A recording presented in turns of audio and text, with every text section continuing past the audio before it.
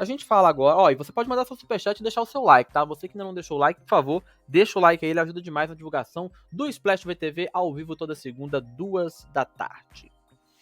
As gravações de Vai na Fé acabaram. As principais cenas aí terminaram na última sexta-feira.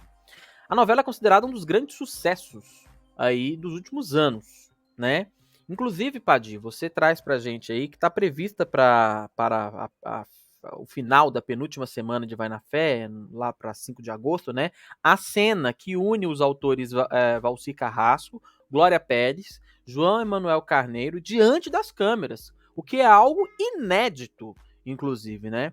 Na sequência, viu uma personagem da nossa grandiosa Renata Sorrah será disputada pelos 3 ao encontrá-los no restaurante aí de Charles Pierre. O Padre, comenta pra gente, porque tá todo mundo ansioso. Então, a Glória Pérez, o Valcir e o João Emanuel juntos na mesa, né? Que é uma cena que provavelmente, não sei se aconteceu já na vida real desses 3 autores, mas é genial que a Rosane Svartman tenha tido a chance de reunir essas pessoas, a Rosane e a equipe dela de roteiristas, que é ótima, e é mais uma homenagem que a Renata Sorrah, por meio da personagem Vilma, que é uma, né, conta sempre que foi uma atriz de prestígio e tal. Ela começou a novela como uma ex-atriz, uma mulher que tinha feito muito sucesso e passou a se dedicar à tarefa de empresariar o filho, o Louis, que é o José Loreto. Ao longo da novela, esses feitos do passado da Vilma foram muito aproveitados para homenagear autores de teatro, clássicos de teatro, da literatura e da televisão também. E agora essa reunião é uma glorificação dessas homenagens da Vilma, personagem da Renata. Ela dá de cara com os 3 numa mesa e fala, nossa, Vitinho, que está o Vitinho, o Luiz Lobianco junto com ela. Esses caras são assim, é um trio que enfeitiça o país com as suas histórias, e aí ele corrobora, né? Ela fala, tem um trio de feiticeiros, aqui tem um trio de gigantes, aí ele até comenta se é a Madonna que está na mesa e tal, e tem toda essa referência. Encontram ali ela puxa uma salva de palmas para eles na cena, né, fala em voz alta puxando para o restaurante, e depois ela encontra os 3, e os 3 vão ter uma cena em que eles disputam ela para as suas próximas novelas. Então, a Rosane, o texto chegou para eles, né, uma frase para cada um, com aval para que eles adaptassem a sua embocadura, a sua maneira de querer falar aquilo. Eu acho que vai ser um momento muito bacana, e é aguardado mesmo, previsto para o dia 5 de agosto. E a partir disso tem esse tributo, né, de dizer que Vilma vai fazer minha novela, não, vai fazer a sua e tal. Então foi um momento bacana mesmo. Olha, tem uma imagem deles aí que o Mário Viana, que é um dos roteiristas da equipe, até publicou no Twitter. Eu não sei chamar de X esse negócio ainda vai tirar o passarinho azul. Esse Musk está fazendo muitas coisas que estão tirando os meus pés, as minhas referências. Eu acho que a gente vai continuar, só fazendo um parênteses aqui, a gente vai continuar falando no Twitter, né? Porque não dá para chamar uma letra do alfabeto a principal rede social que revolucionou aí entre 2005 e 2010, né? Que é o surgimento do Twitter. Mas a ideia dele é acabar com a plataforma para que a gente possa falar apenas X. Eu publiquei lá no meu X. Enfim. Mas, o Padi, o pessoal aqui no chat também tá comentando, né? Será que vai ser querendo ela para fazer um remake aqui? O João Pedro tá falando, só faltou falar que a Vilma fez a Nazaré. João Pedro dizendo aqui, Vilma, né? Vilma foi Nazaré, foi Heleninha Reutemann, né? Renata nos trouxe grandes histórias, mas realmente a Nazaré eu acho que é imbatível, né? O Christian Matheus lembra aqui que inclusive a Renata nunca fez uma novela de nenhum desses 3.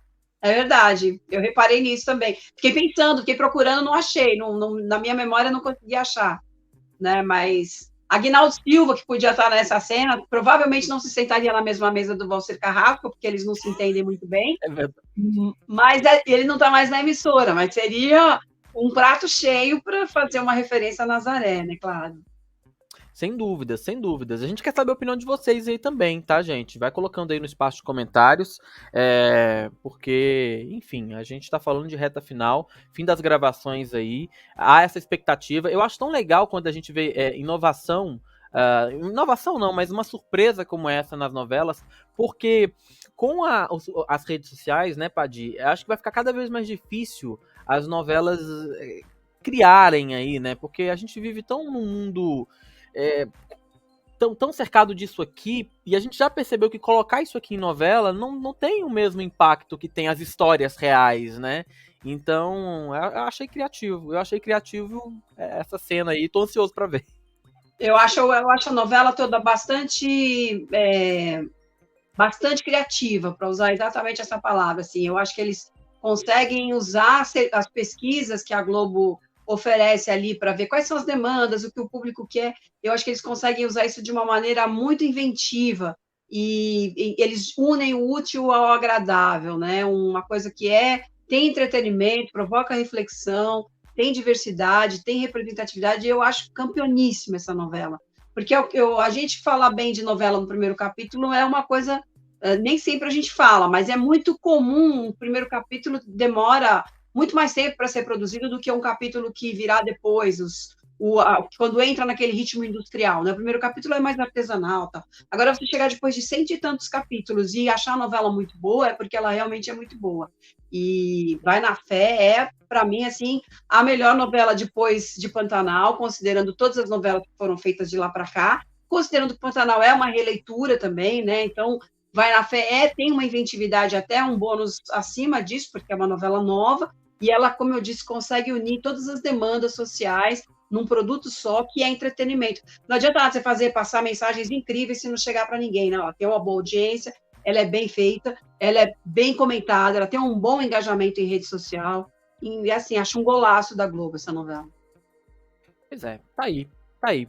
Bom, olha, o Daniel Miyagi mandou um superchat falando o seguinte: Dieguinho, a Renata Sorrah fez Segundo Sol, do João Emanuel Carneiro. A Renata Sorrah fez Segundo Sol, eu não me lembrava, não. Eu não lembrava qual que era. Não me lembro qual que era o papel da Renata em Segundo Sol. Deixa eu até dar um Google aqui. Renata Sorrah, para ver se a gente acha alguma coisa. Eu não me lembrava também da Renata. Eu lembro da Arlete Salles, lembro, claro, da Adriana Esteves, da Letícia Colim, mas não me lembrava Dulce. Da Renata. Da Fabiola Nascimento, né? Tem várias coisas aí. Ela fez Dulce. Renata Sorrah e Adriana Esteves como mãe e filha em Segundo Sol deixam o público enlouquecido. Ela interpretou a mãe falecida de Laureta. Então tá aí. Mas foi uma participação breve, então, né? Exato, Segundo Sol. É interessante ele lembrar disso, porque a Renata fez o papel da Adriana Esteves. A Adriana Esteves fez Renata Sorrah na Senhora do Destino. A Adriana era a Nazaré na primeira etapa de Senhora do Destino. Então é interessante ter essa história de mãe e filha agora, porque elas já foram a mesma personagem entre a novela. Eu não lembrava mesmo. Então tá aí. Tá aí, meus amores. Olha, continue participando, mandando sua mensagem. Nós estamos ao vivo. Esse é o Splash BTV, comentando os principais bastidores da TV brasileira. Olha, eu não confesso pra vocês que quando eu vejo a Renata Sorrah, sempre me vem um meme da Nazaré assim, na minha cabeça automaticamente. Eu vejo a Renata Sorrah, Nazaré vem na minha cabeça. Assim. É igual quando o Luciano fala bem assim, começou mais um domingão, aí minha cabeça, do Faustão. É engraçado, né? A nossa memória afetiva, ela faz uma ligação direta. O Daniel mandou mais um superchat falando o seguinte: a Renata Sorrah fez a mãe da personagem da Adriana Esteves e também fez Regra do Jogo. Olha aí. A Renata fez Regra do Jogo, é verdade. Aí lembrei, Renata fazia a mulher do Zé de Abreu, né? Isso. Verdade. É que a Regra do Jogo são muito focada no Alexandre Nero e no Tony Ramos. E aí eu acabo apagando um pouco os outros personagens, mas tem toda a razão, é isso mesmo. Perfeito. Valeu, Daniel. Obrigado aí pela lembrança, tá?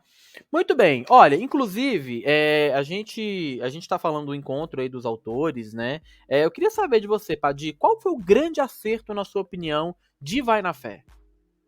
Eu acho que é isso tudo que não tem um grande acerto, tem um conjunto da obra de felicidade aí, né?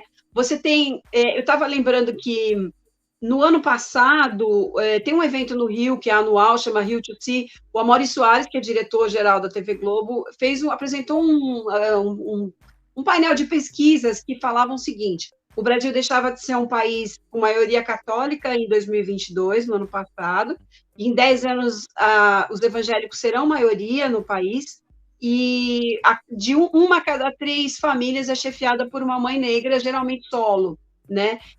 Aí, quando eu vi Vai na Fé, eu falei, cara, Vai na Fé é o resultado de tudo o que foi apresentado nesse painel do Amaury, porque ela apresenta as demandas sociais, né? O que é uma TV aberta que precisa encontrar a massa, né? Ela não pode ser nichada. E, nesse sentido, ela traz uma representatividade imensa de tudo que foi dito nesse painel. Ela tem a Sharon Menezes como protagonista, que logo vai se tornar uma mulher viúva na história e vai conduzir essa família, primeiro com as quentinhas, e logo ela se redescobre como dançarina e tal. Evangélica com seus conflitos, porque tem os seus valores religiosos, mas gosta de dançar, gosta do funk, tem um flerte com esse mundo do showbiz, que às vezes é meio traçado de uma maneira pecaminosa e tal. Então tem o conflito dessa personagem, por isso eu acho que fura bolhas, fura preconceitos tanto do lado evangélico como de não evangélicos.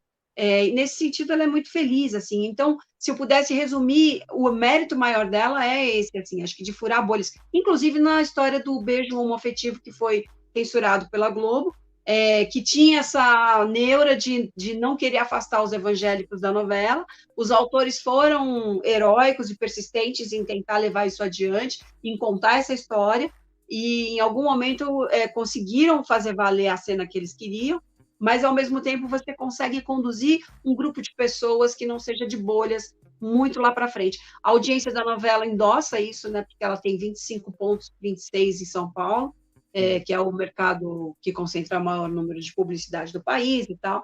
Então, eu acho que o grande mérito foi, assim, furar bolhas divertindo, sabe, entretendo. Ela é muito feliz nesse sentido.